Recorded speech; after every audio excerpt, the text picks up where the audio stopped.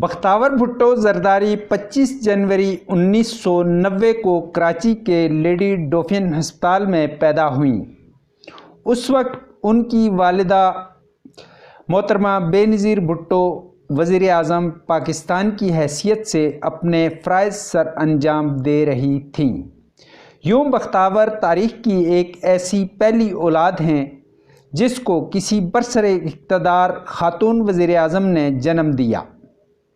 بختاور نے اپنی ابتدائی تعلیم کراچی کے گرامر اسکول سے حاصل کی اور بعد ازاں وہ اسلام آباد کے OPF اسکول میں بھی زیر تعلیم رہیں۔ انہوں نے دبئی کے لطیفہ اسکول آف گرلز میں حصول تعلیم کے بعد یونیورسٹی آف ایڈنبرگ سے اعلیٰ تعلیم حاصل کی۔ ان کی بھرپور کوشش رہتی ہے کہ وہ اپنے عوام کی زندگی میں آسانیاں پیدا کرنے کے لیے اپنی خداداد صلاحیتوں کو بروئے کار لائیں۔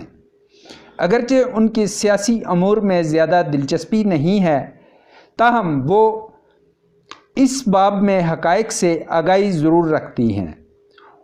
ان کو خوب احساس ہے کہ ان کے والدین اور ننھیال و ددھیال کو قومی سیاسی تاریخ میں ایک اہم مقام حاصل ہے۔